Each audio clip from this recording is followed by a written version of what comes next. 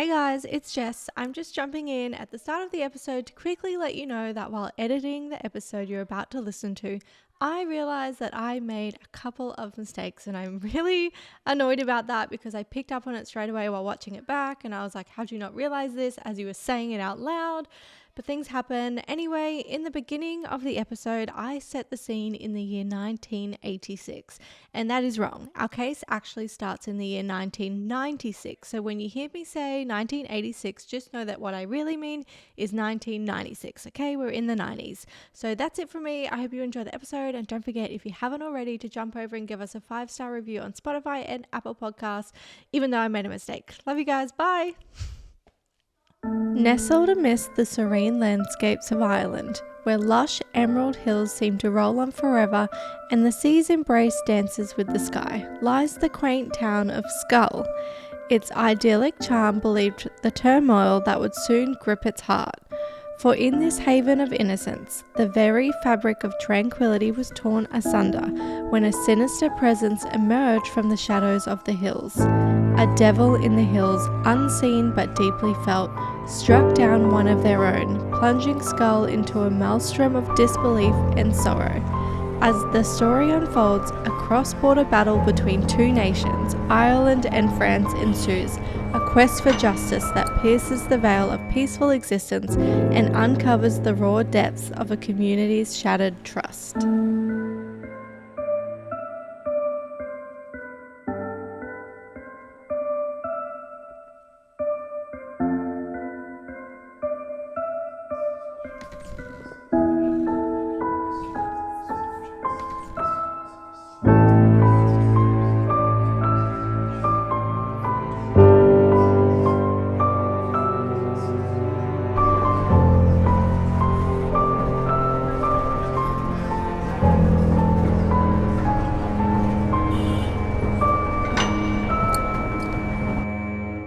Hey guys, welcome back to another episode of Tell Me Darling. I'm Phil, your host, and this is my co-host. I am the host. Hey everybody, and welcome to another week of Tell Me Darling, our true crime podcast. I am your host Jess, and this is my husband Phil. Say hi, Phil. Hi, Phil. This is the third time we filmed this intro this morning. Can you get it right? Yeah, I need to write it down. I try and wing it every week and I end up eating shit. So anyway, another week, episode 11. Super exciting. We've been getting a lot of cool feedback on our Instagram lately. Everyone's really enjoying our episodes, which is really cool because it takes so long to write a script. So much goes into it. So much. I don't blame the people. If I was a listener, I would be giving mad feedback as well. That's good. I feel like everyone and we must have had good banter last week. I don't remember, or lots of like swears, because everyone seemed to enjoy that part of our pod last week. The Australian in us coming out. Sorry. Turn your shit on Do Not Disturb. Shut up. Anyway, so yeah, I thought I would screenshot a couple for you to read out, kind of like a little review of the week. Cool. Take it as you will. Just thought it was cool to just see what people are saying. So take it away, Phil. Wow, this is new. Yeah, I know. I'm like dumping it on you right now. But, Okay. Am I saying the person's name? you can, yeah. I won't say their last name. Okay. Kayla says, this episode was bloody creepy. Loved it though. Also love Phil's commentary during the stories. Well, thank you. I love you too. That was a swift change from when we first started, because everyone would be like, Phil talks too much, which I'm like, what the fuck are you talking about? Because he doesn't say a word. Oh, so I did talk too much. I knew I wasn't. No. I had it just right. No. Okay. LMH says, I'm absolutely loving your show. You and Phil have really good chemistry, which adds to so much of your storytelling. Great work. Clappy hands emoji. What else do we have? Courtney? I love how you swear, your Aussie version in comparison to all American podcasts. Yep. We do swear. I can't help it. It's part of my, it's literally part of my daily vocabulary. Like, if I didn't swear, that would be weird. Yeah. Yeah. You've got a dirty little mouth. Shut up. All right, do one more. Okay, one more. Rochelle, love you guys. Wait weekly for new episodes to drop. What an incredible survival story. That was an incredible survival story. Oh, that was Alice and Bothers. Yeah. 2 weeks ago? Yeah, 2 weeks ago. Yeah. Oh, Oh, how one more. nice. I accidentally swiped. Here's one more. Hang I'm on. here for Phil's comments. Crossy seen that. Oh. Anyway, that's been really nice to read on our Instagram, and it's just like nice to know that people are enjoying the podcast and tuning in each week. Like, I forget that I know that I'm posting a podcast, and I know that I'm like writing and telling a story to you and other people, but I also still at the same time forget that people are actually listening. You know, it's crazy. like crazy. It is cool. I don't go into that. I don't really read them unless I get tagged in something. Yeah. But it's cool, like, to know if I can make one person's day, whether it's at home, listening in the car, it makes it all worth it. Oh, You know, look like at your smile. the editing, the time that goes into it. You got little ham's cheeks right now. I do. Anyway. I'm blushing. All right, let's get on with today's episode. Oh, you want to get straight into it? Yeah. Oh, do you have stuff to talk about? No, not really. Okay. Do you want to talk about something? Go on. There's nothing specific. No, I just do it. Tell me about your week. Casual banter. What happened in the last week? Well, it was our 10-year anniversary. No, it wasn't. It was our 7-year wedding anniversary. 7-year wedding anniversary. We did absolutely nothing. All I did this weekend was write my script and all of yesterday. Yeah, but it's fine. Oh, that's where I wanted to be. Yeah. I was happy. Was You were just happy. with you. It was nice. Your parents arrived this weekend. My parents did Spent arrive some this time weekend. with them. They are visiting, so that was nice. Spent some time with them. They're now fucked off to my sister's house because my kids are too much for them. They need a break after 2 days. Can't handle the kids. Can't handle the kids. And anyway, we'll see them later in the week. But that's it. That's all I got. So unless you got something, we'll get into it because this one is pretty long. Yeah, no, nothing else. Nothing else really. Thanks. Yeah. Ready to hear it? Tell me, darling. How after 11 episodes do you still fuck that up? The year is 1986 and we are in the very quiet town of Skull, West Cork, which is in the evergreen southwest countryside of Ireland. With its miles of rugged coastline, hidden coves, tiny piers in unlikely places, craggy hills, beaches on sand and stone everywhere, with wild Atlantic views. Skull is the place many people head for when seeking respite from hurried city lives to rest and recreate with long active days in the salty air. Sailing, surfing, diving, whale watching, island hopping, bird watching, kayaking, or just messing about in the boats in the picturesque harbour. The entire coastline is steeped in history, ancient sites, old castles and ruins, forts along the coast, and places where copper was mined.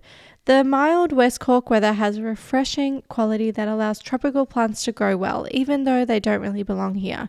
There's also a sense of drama at the edge of the world, climbing up a mountain road in changing weather, walking over a bridge top to the tip of the Mizen Head with the waves of the Atlantic Ocean crashing below, or going to the inhabited islands in Roaring Water Bay.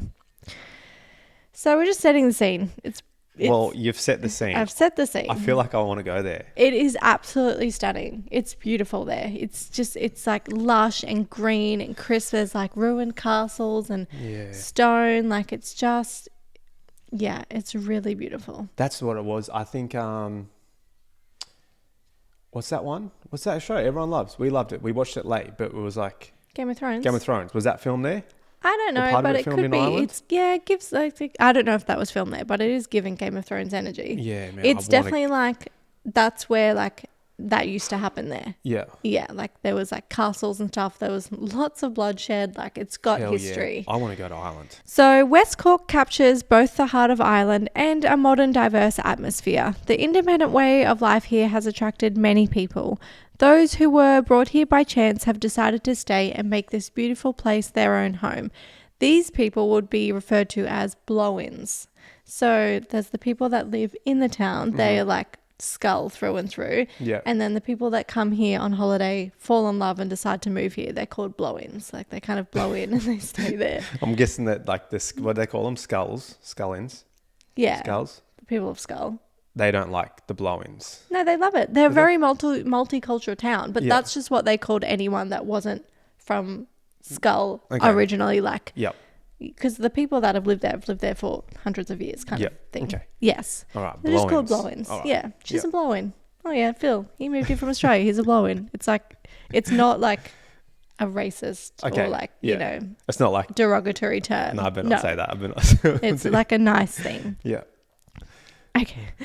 A lively creative community exists here. The people here appreciate the good things in life. The atmosphere is friendly and caring. It's a place that encourages you to take your time and helps you relax. Now, in the morning light of December 23rd, 1986, so we're just 2 days out from Christmas, Skull is alive with the buzz of Christmas preparations. Festive trees twinkle in the windows and the town hums with the holiday spirit. Among its residents is Shirley Foster, making her way into town for last-minute errands and to dispose of the trash, a task unique to their remote location. So basically, they don't have rubbish trucks where they live. A what? Because the roads are so like long and like there's like one house on like a laneway. So they store all their rubbish and then have to drive it into town. They have to when they go into town, they take their trash. Yeah. So Shirley resides in the secluded fishing village of Tumor, a mere 8 miles from Skull. Hers is one of just 3 houses that share this tranquil hillside. Wow. Yeah. At around 10 a.m., Shirley embarks on her journey, driving along the steep lane. She passes the back of her neighbour's house and approaches the front gate. A curious sight greets her. The gate, typically shut, stands open. She proceeds cautiously and spots an unusual fluttering on the barbed wire fence. Her curiosity piqued. She slowed... So was this the gate to her house? Yes. Okay. So basically, you've got... so like the roads in Ireland, they're all very like narrow, like windy roads. Yep. And this particular laneway, it's like one road that branches across like 3 homes. So they all share this same very long driveway. Yep. One street, one driveway leads up, passes 1, 2, 3 houses. Okay. Yeah. But they're all the same, like 1, 2, 3 on the same hillside, if that makes sense. Makes sense now. Yep. Yes. So they all share the same gate. Cool. I have to visualize it. I have to be there. Yeah. Okay. I'm there. A curious sight greets her. The gate, typically shut, stands open. She proceeds cautiously and spots an unusual fluttering on the barbed wire fence. Her curiosity piqued. She slows down, and there, on that fateful fence, she witnesses a shocking sight. The lifeless body of a woman. Shaken and distressed, Shirley sounds her car horn in an urgent plea for her husband's attention. Frustrated by the distance, she abandons her car and rushes home to her husband. She fucking legs it up the hill to her husband, Alfie. The tale of the ghastly discovery spills from her lips, prompting a call to the Garda, the National Police Force of Ireland. So, are you... Yeah, she's coming down her driveway, gates open, barbed wire, notice there's something going wrong there. And where was the lady? The dead on the left side. Yep. Tangled, like kind of like her clothes were tangled within the barbed wire, but she's on the ground, kind of like amongst the bush near the gate. The gate's open, so she's on the ground on the left side. Yeah. All right. So she's tried to climb over the barbed wire fence, hurt herself trying to get in, and then is that what's happened? Maybe, or we don't know. No, we're about to find out. I'll tell you. All right. Tell you the best I can. Yes. So the Garda is Ireland's national civilian police force, and Garda means Guardians of the Peace in Ireland. So I'll be saying Garda a lot throughout the story. It's basically their police force, but they call it the Garda. That's cool. Was it Guardians of the what? So like they call it Guardians of the Peace. Yep. So short-term Garda, some people call them the Guards. Yep. Guardians. But are they police though? That's just what they're in Ireland. Yep. They are called the Guards, okay, cool. but they're police. Yeah. Yes. That's cool. The Guardians. Can we call them Guardians? No, call them the Garda. They're called the Garda. All right, Garda. Yeah. Or like with the Ireland accent, they're like the Gardy. I sorted that. It sounded good in my head. Okay. So this shocking incident soon reverberates beyond Skull's confines, captivating not only the town but the entirety of West Cork Island and even France. The reason for such a wide-reaching impact is that this is the first recorded murder in Skull's living memory, an unprecedented occurrence that leaves the Garda with a weighty task. First ever murder. Wow. How? They just don't murder each other over there? It's a peaceful, small town. Like, it's so far away. Like, it's kind of like nestled on the edge of Ireland. Like, it's in a remote area. Everyone's nice. Everyone knows each other. No one locks their doors. Like, people leave their keys indoors. Nobody hurts each other. They still have, like, drunken disorder, things like that. But no murders. Okay. So this is their first. Wow. Yeah, hectic. It's big time. Big news. Big one. So the call is made to the Garda headquarters in Dublin, and forensic detective Eugene Gilligan receives the summons.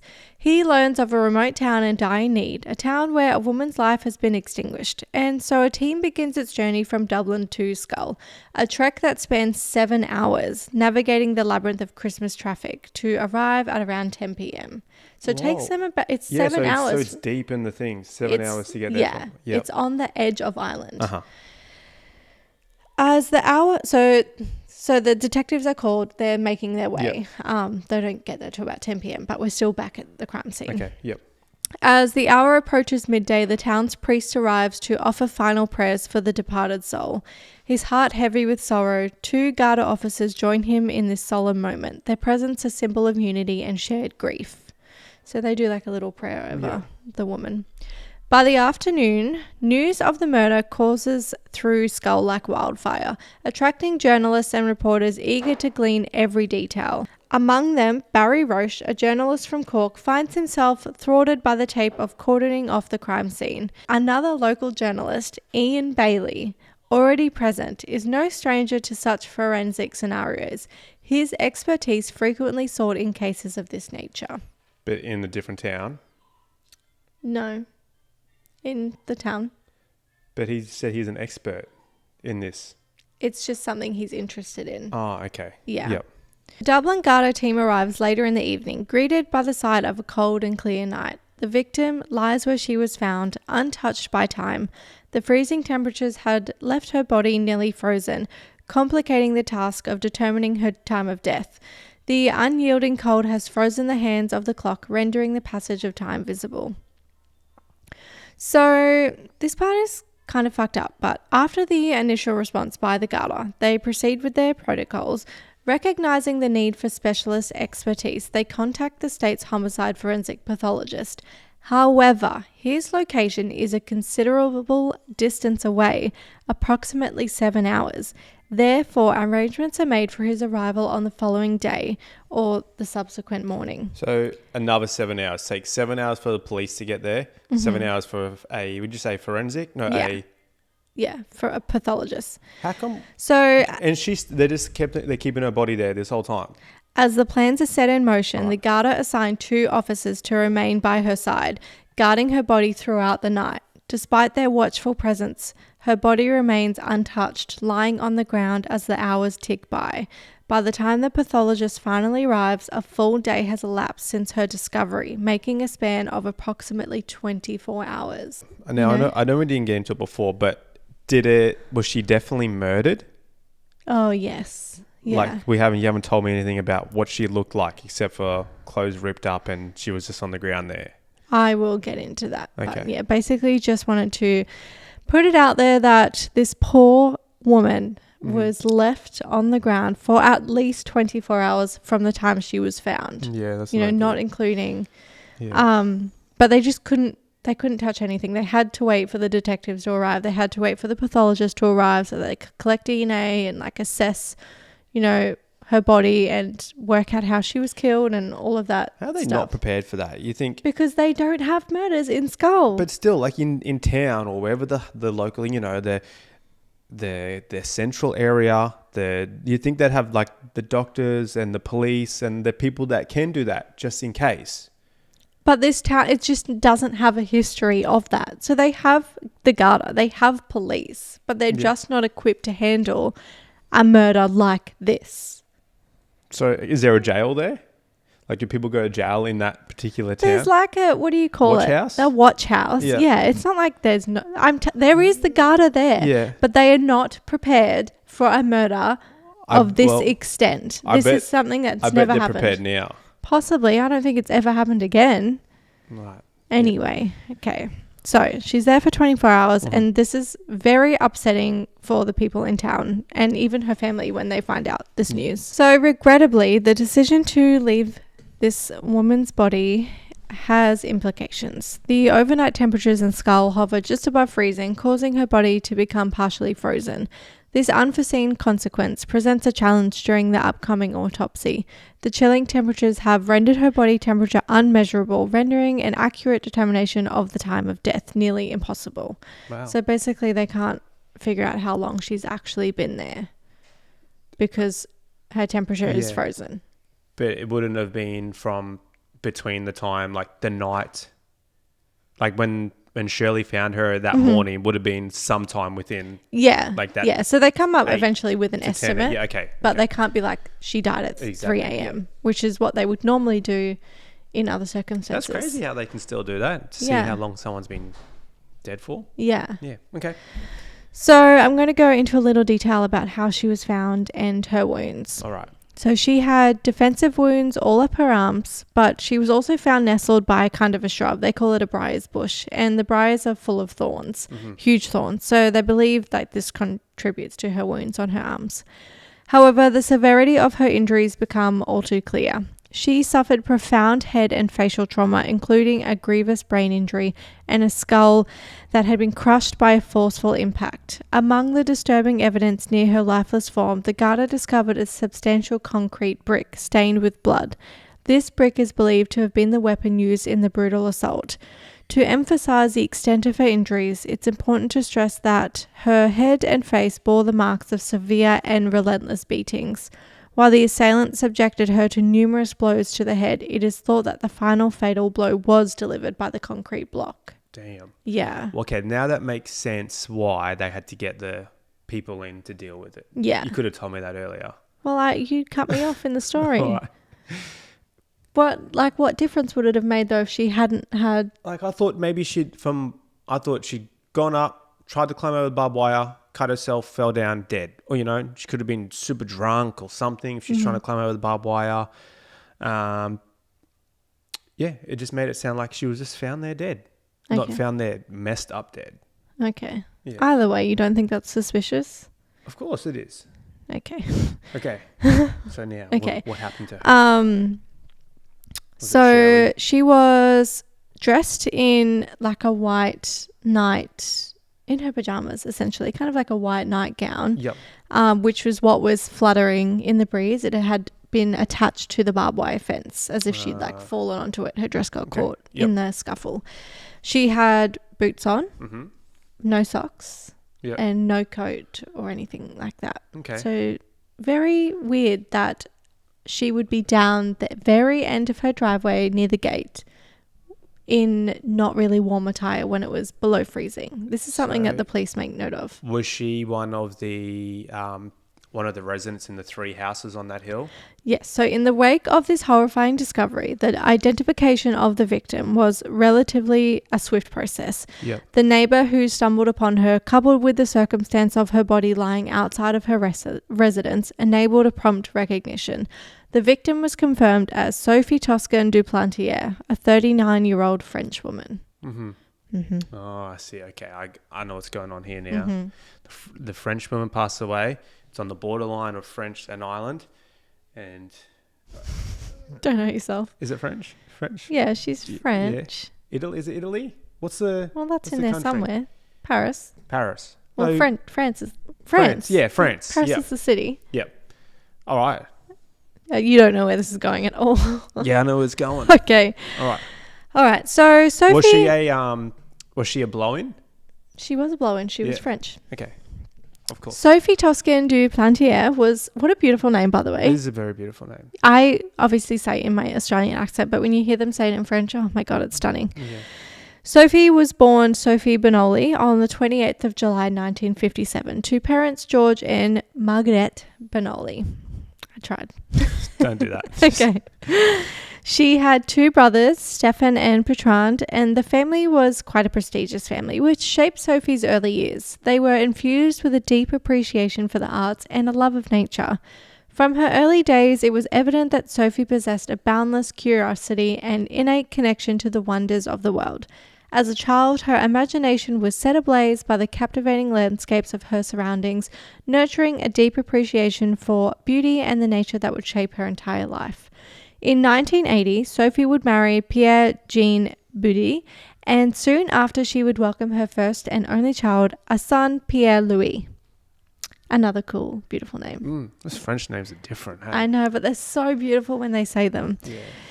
A year after Pierre's birth, she would separate with his father and the two would share custody of little Pierre. Sophie was really smart and really intelligent and she had such a depth to her. She was also extremely beautiful, stunning. She was gorgeous. Off topic, kind of, but not really. Why they divorce? It just didn't work out. Okay. Yeah, there's no bad blood or anything. All right. Yeah, just didn't work out. Sophie was absolutely stunning. And I think this is something that really why people are drawn to this case is because of who she was as a person. She was beautiful inside and out. Yep. People would describe her as happy and cheerful and a romantic. During the 80s, she got a job at Universal France directing and producing documentaries. And this is where she would meet Daniel Toscan du Plantier.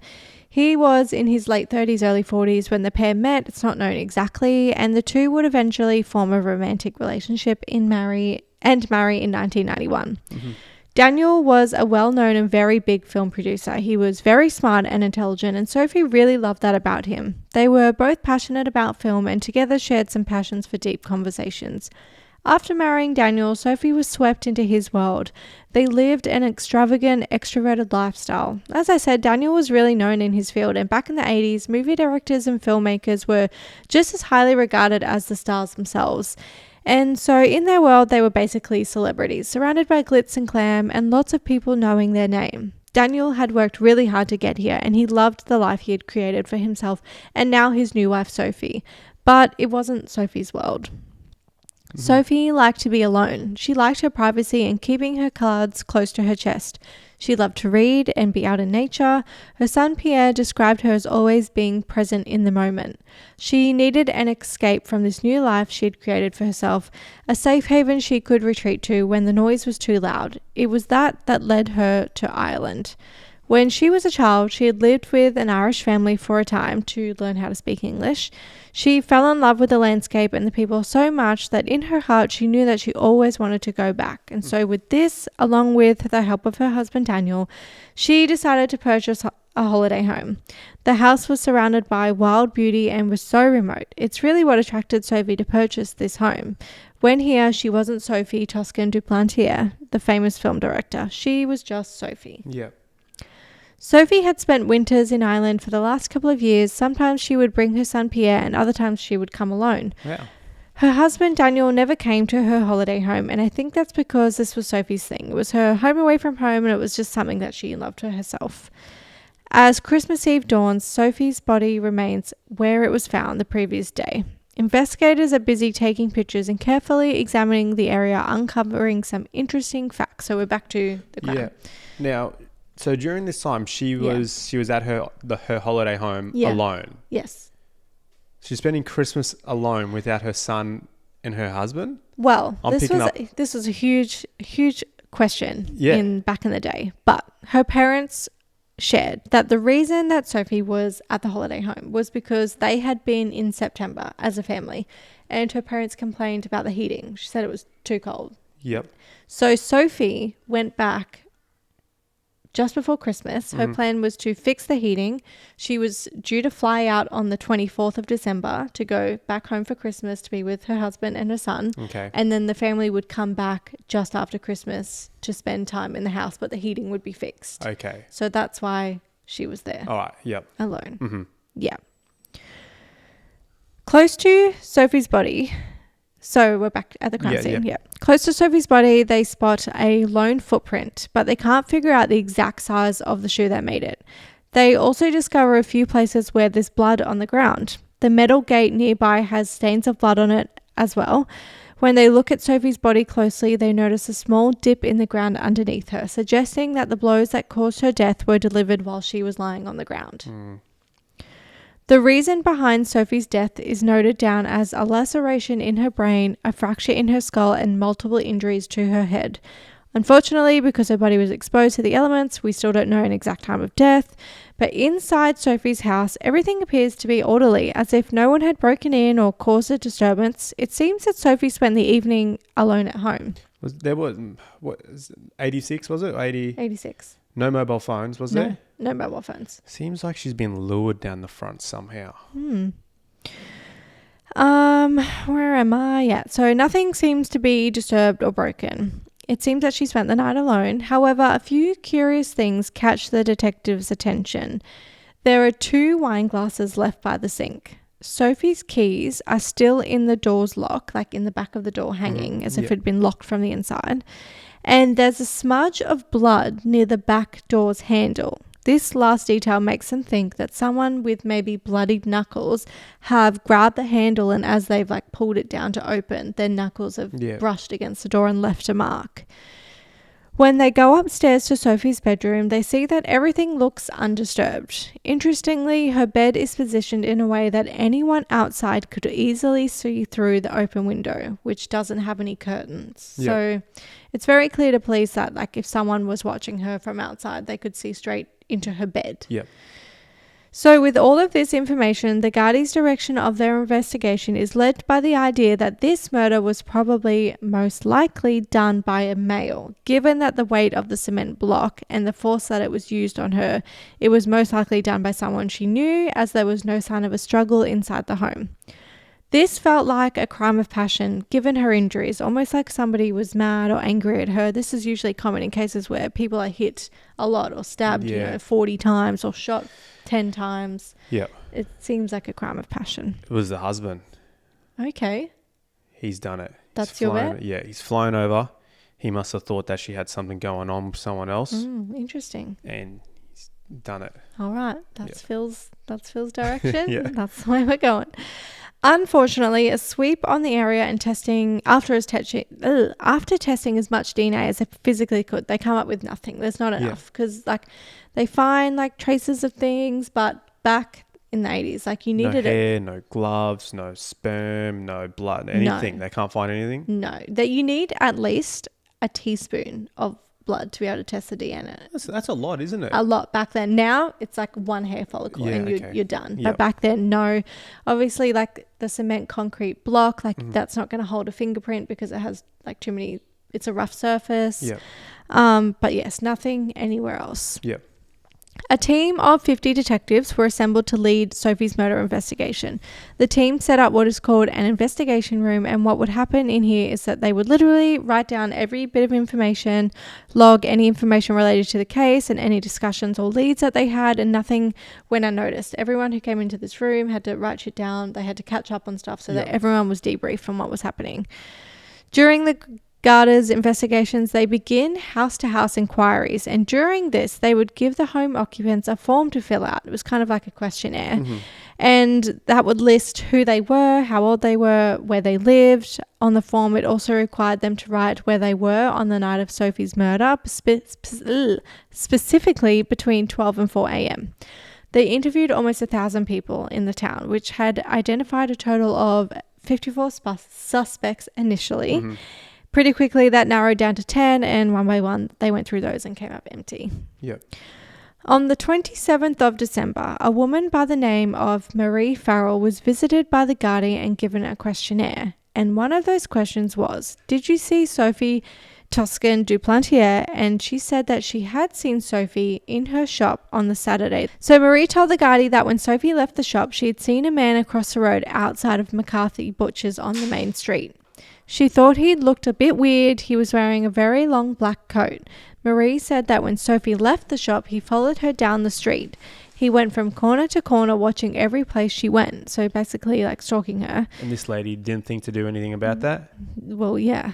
Okay. So with this piece of information and what they already knew of Sophie, the Gardaí were able to recollect Sophie's last final movements. But yes, I'm glad you mentioned that because that was my initial thought too. You see a man following a woman by herself and you say, what are you doing, nothing. mate? Yeah.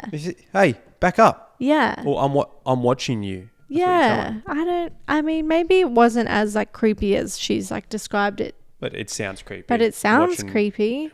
And like, because it was winter time, the streets were very empty. Like it was cold. Not like this part, Skull part of Ireland is where people go, the rich people go during the summer kind of thing. So during the winter, it's very quiet. So this is like, she noticed it because it was quiet. But if it was summer, she probably wouldn't have noticed. Okay.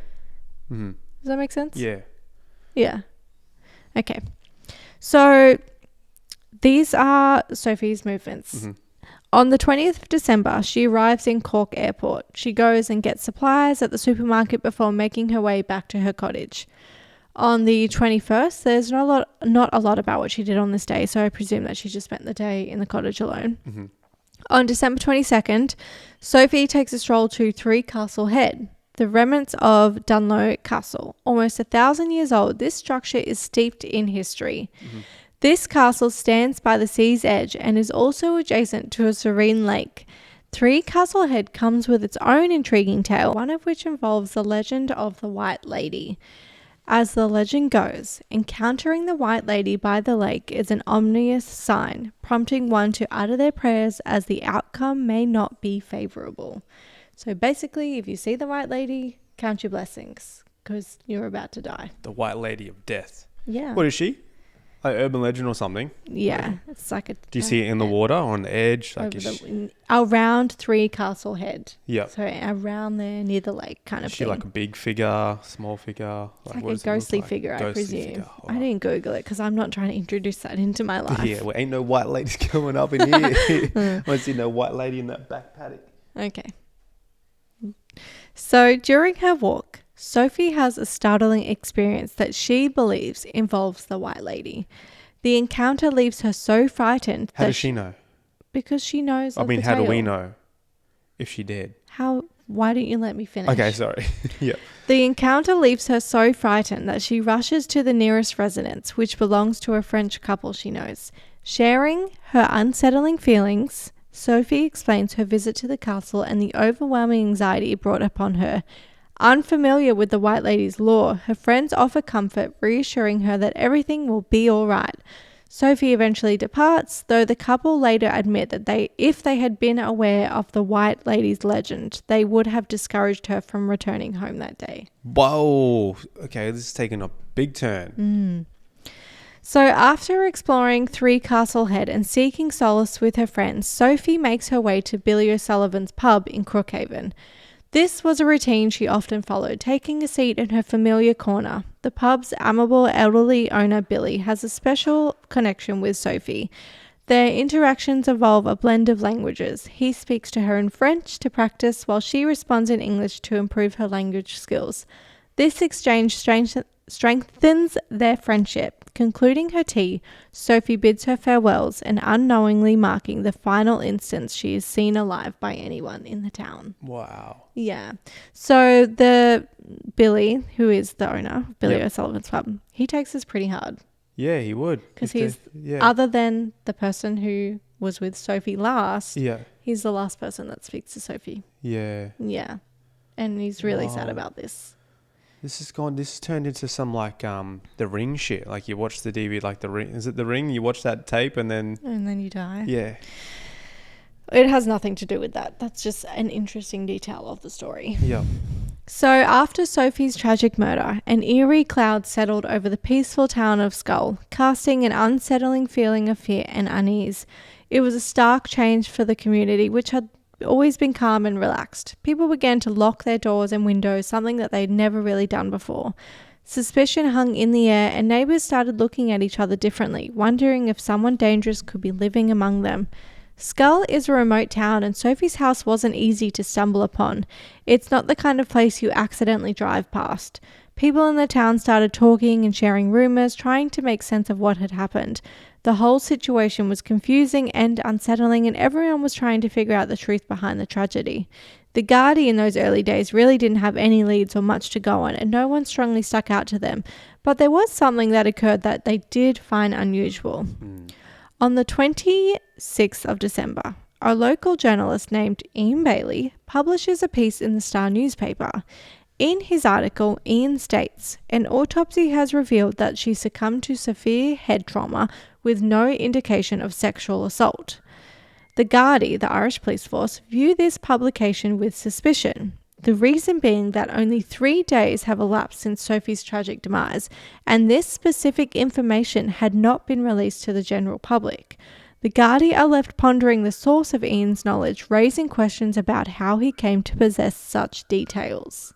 The journalist, eh? Interesting, right? Yes. So who is Ian Bailey, you might ask? At the age of 39, Ian Bailey was a writer and a journalist. Originally hailing from Manchester, UK, he relocated to Ireland in 1991, seeking a more unhurried lifestyle, an escape from what he often referred to as the rat race. A friend named Jules extended an offer of accommodation when Ian needed to find a new place to live. This friendly gesture eventually blossomed into a romantic relationship between them. Ian's appearance was distinctive, with his tall, eccentric demeanour, while some may have labelled him as unconventional or quirky due to his unique personality. This was simply the way he was. So he's a blow-in, if you didn't catch that. He's a blow-in. Sounds like a creepy blow-in by the sounds of it. Well, I guess it's just the way that you interpret him. But are you going to show me a picture? I am, just so that you can see. If you're not watching on YouTube, because I will post, he kind of looks like Trey McDougal from Sex and the City. Do you remember him? No. Oh, he was like with Charlotte, the husband. Anyway, this is what he looks like. Oh shit! I've seen him on Sex and the City. Yeah, he looks like Trey McDougal in 1986. And is that? Oh man, he's guilty for sure. Oh, that's mean. So that's what he looks like. Bit quirky. Okay. He's got like longish dark hair, like just to like below his ears kind of thing. He's like quite pale, strong brow. He's 6 foot. Yeah. Yeah. So as events unfolded, Ian Bailey found himself among the first journalists at the scene of Sophie's tragic demise. This occurred well before news of the incident had managed to circulate throughout the town. Another journalist I previously mentioned, Barry Roche, later arrived at the scene and was taken aback to discover Ian already present. Barry had assumed that he, being the one initially contacted by the local news sources, was going to be the first one on the scene. He recalls the challenge posed by the remote location of Sophie's residence, which contributed to the delay in his arrival. So basically, he kind of was like, it took me ages to get here. How'd you get here so quickly? Yeah. And something he also noted was like the road was already taped off, kind of thing. So he didn't really get anywhere like close to the scene of the murder at all. I'm picking up this journalist had known that there'd been no big news in this small little country town or small town. So he wanted to make big news. Oh, that's your story now. Yeah. Switching sides. Oh, I don't know. Yeah, it could be the husband. Switching sides. Could still be the husband. Could be. Ian would go on to write a few articles including information that nobody else knew about. So because of this, the guards were really invested in finding out what Ian knew, how he knew it, and when he knew it, and also why he had gone to the scene of Sophie's murder. How did he know how to find it so quickly?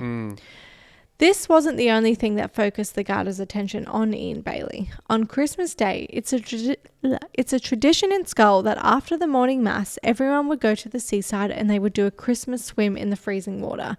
It's just a fun traditional thing that they did. Mm-hmm. One woman who happened to be there filming just on her home video camera spoke to Ian Bailey and she asked him to recite a poem, which he did, which I won't share because it was shit.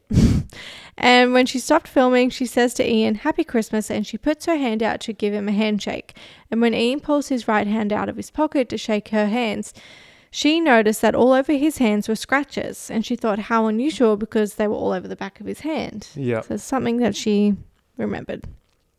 On the 26th of December, Sophie's mother, father and aunt would arrive in Ireland to identify Sophie's body, and this was an extremely difficult task, as you would imagine it would be for anyone, but especially a parent who would never dream of outliving their own child. When they saw Sophie, they were not prepared for what lay on the table in front of them. Sophie's beautiful face was now unrecognizable. It had been reconstructed the best that the doctors could do, but the damage was inconceivable. Her beautiful long hair, which her parents would remember her to always wear in a long blonde plait, had been cut and removed because it had been soaked with blood. Her arms covered in scratches and bruises. This would be something that Sophie's parents would never forget, and even now, almost 26 years after her murder, would pain them to talk about. So even though Ian became a suspect of Sophie's murder, he was still working and writing articles. With the amount of information he had given people the impression that he must have had a contact in the force, because of how else would he know all of this? But he didn't. So he was looking extremely sus, and with that and the fact that he was local and he knew the roads, he was at the murder scene quite quickly, and let's not forget his arms were scratched. He's just looking a bit guilty. Yeah. It's not looking good for him. On the 31st of December, Detective Garter Culligan and Detective Garter John Paul went to Jules Thomas's home, which is Ian's partner, and where he also lived, and they interviewed Ian Bailey. They asked Ian where he was on the day and the night of the murder of Sophie, and his statement was as follows. On Sunday, the 22nd of December, at around lunchtime, he killed 3 turkeys, and he was there until 9 p.m. with his partner Jules. Then when they went to the courtyard, which is a pub, and then they left together at around midnight and went home to bed. Then he woke the next morning at around 8 or 9 a.m. He got up, made coffee, and then at some time a little after 10, he got the phone call from someone named Cassidy, who told him that there had been a murder in Skull. What a mad sleep in, 8 or 9 a.m. Damn. They asked Ian about the scratches on his arms, and Ian tells them that he had climbed a 20-foot tree to cut the top off for Christmas on Sunday, the morning of the 22nd of December. Yeah. They had also noted that on Ian's forehead he had another scratch, but this one was more indented, and he told them that he got it from a turkey that he was trying to kill. One of them had got his claws on the toes or something and scratched him on the face, and that's where that's from. So it was during this kind of interview that Ian got the first inkling that he may have been a suspect in this case, but this wouldn't stop him from continuing to write about the murder of Sophie, and he had no idea that with every new article this would implicate him more and more. Eventually, the Grady would ask not only him but Jules, his partner, for a DNA sample that they could use to test against any DNA that they might find in the case. Yep. They both oblige and offer it up to them. They also were searching for a big black coat because witnesses had stated that a man had been spotted wearing a black coat following Sophie. Yeah, and that seems like something like a journalist would wear. Like, journalists, I think sometimes they can try and be sneaky if they're going undercover to get information. Mm-hmm. But all right. Yeah. On the 11th of January, so just like a couple of weeks after Sophie's murder, the Gardaí hold a press conference, and they encourage anyone that was driving a car on the night of Sophie's murder around the area between 12 and 4 a.m. to come forward and let them know if they saw anything unusual. This leads to a major break in the case when a phone call was made by a woman who called herself Fiona. She tells them that she saw a man on Trafalgar Bridge around 3 a.m. on the morning of Sophie's murder. Mm-hmm. Chief Superintendent Noel Smith made an appeal for Fiona to contact them because they wanted to talk to her and find out more information. So basically, this lady calls on a payphone. Mm-hmm. She says her name's Fiona. She says, "Hey, I seen this man on the bridge at 3 a.m. Hangs up. Oh, okay. So she's like full anonymous. Just gives them that little tip. The chief comes out and makes an appeal for her to call back because this was like the first kind of bit of information that they've really had about this case. The day after the appeal, the woman rings again from a payphone and uses the same name, Fiona. The Gardaí are feeling a little frustrated because this woman keeps calling under a false name from a non-traceable phone and giving them snippets of detail. Like, it's a lot, but at the same time, it's really like not enough information. And they're also wondering why she isn't just coming forward and telling them who she is so that they can just go and speak with her. It's the partner of old mate of Ian. Oh, you think it's Jules? Yeah, it's Jules. Like trying to dob in the partner without, Okay. Well, the lady then calls again on the 24th of January. Wow. Ages later. On the 24th of January. Only this time she calls from her home phone and it was traced. And the Gardaí discovered that the woman was none other than Marie Farrell. Who's Marie? Marie, if you don't remember, was the same woman who had told the Gardaí that Sophie had been in her shop at 3 p.m. the day before Sophie's body was found. Oh, okay, she was also the same woman who said that a man had been following Sophie down the street. She's got more information. She does. What? So it comes out that the reason Marie had not wanted to come forward initially was because she was out at 3 a.m. with a man who was not her husband. Oh. So she claims that she wasn't having an affair. She was just with a man that her husband didn't know. So she having an affair for sure, Marie. It's pretty sus. Okay, so if Marie was out doing the sneaky with this other man, not having an affair, just catch up, At 3 a.m. in the morning. She drives past Trafalgar Bridge and sees a man. Another man? Or it could be that same man she was doing the doo-doo with. No, that man was in the car with her when Okay. they seen the man. So she didn't want to come out and say who she was because she was worried her husband might find out. Well, her husband would have been like, why were you at this place at 3 a.m. in the morning? I Why would were have you been driving thinking, here? why are you not home at 3 a.m. anyway? I believe that she said she's gone out with the girls. Okay. So anyway. Yep. So she was scared to come forward because admitting where she was at the time would uncover a secret that she was hiding, and that would have repercussions in her personal life. But eventually she was forced to tell the truth, and the Guardi was officially able to speak with her. So Marie would tell the Guardi that on the night of the 23rd of December, she was driving from Goling to Skull, and she saw a man on Cafalda Bridge walking along, and he appeared to be in a drunken state and waving his arms around. She said that he was wearing a long black coat and looking up at the sky. This was huge for the Guardi because it was now places a suspect near the scene, and it also creates some kind of timeline because Cafalda Bridge wasn't that far from Sophie's house, and to get to Sophie's you had to drive past this bridge. Okay. Yeah. Mm-hmm. A little while after she had told the Guardi what she saw, Marie went into a local supermarket to get the paper. When in the shop, she spots him. She spots the same man she saw on the bridge that night. She immediately drops the paper and she runs outside where she just saw a local guard in the street. Uh-huh. She says to them, "It's him, this is the man." And when the Guardi look at him and the man that Marie is pointing to, they tell her that this man's name is Ian Bailey. The news reporter. The news reporter. The same Ian Bailey who was the journalist on the scene of Sophie's murder. The same Ian Bailey who had been writing numerous articles about Sophie's murder. The same Ian Bailey who was spotted with scratches all over his right arm after Sophie's murder. Now, don't hate me, I knew it. I knew it was going to be him. but this is where I'm going to end this episode. Oh, shit. And you guys will have to hear the rest next week in our part 2. Part 2. This is a big case. Damn. Yeah. A lot, right? Yeah. I knew it was him. Well, it looks very convincing. I'm sorry to the husband who had to go through all that. You take that back now. Take that back. Sorry, Daniel. Poor Daniel's like mourning the loss of his wife. Okay.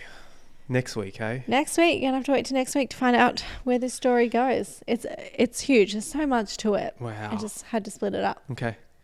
How you feeling? Yeah, I feel good. I'm on edge now. I want to hear more. Yeah. Like I'm just Yeah. Okay. This one's very interesting. There's lots of just there's so much like twists and like turns. this little small towns and so far away. There's so much going on. Yeah.